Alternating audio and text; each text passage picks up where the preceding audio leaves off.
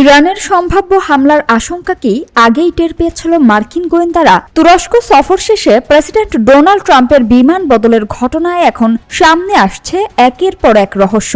CNN এর প্রতিবেদনে বলা হয়েছে, আঙ্কারা বিমানবন্দরে পুরনো এয়ারফোর্স ওয়ান থেকে খাবার সরবরাহের একটি ট্রাকের আড়ালে গোপনে বের করে নেওয়া হয় ট্রাম্পকে। এরপর তাকে তোলা হয় ছোট সামরিক বিমান C-32A-তে।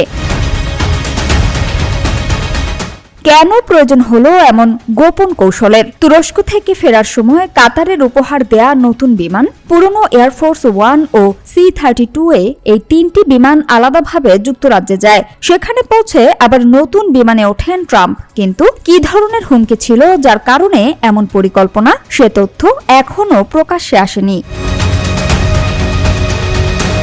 রহস্য আরও ঘনীভূত হয় সাংবাদিকদের ভূমিকা নিয়ে। ট্রাম্পের সঙ্গে থাকা সাংবাদিকদের অজান্তেই কি রাখা হয়েছিল ডিকয় বিমানে? তাদের জানালার পর্দা বন্ধ রাখতে বলা হয়, যা ছিল অস্বাভাবিক। এমনকি ট্রাম্প নিজেই ইঙ্গিত দেন তারা হয়তো একটি বিপজ্জনক ফ্লাইটে আছেন।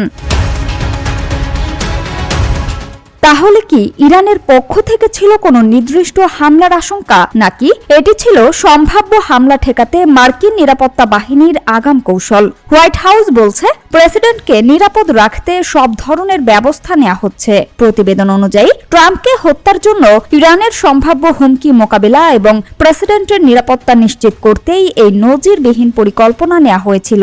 তবে ঠিক কী ধরনের হুমকি পাওয়া গিয়েছিল সে বিষয়ে বিস্তারিত জানানো হয়নি। সামিয়া সুলতানা, ঢাকা ওয়াচ।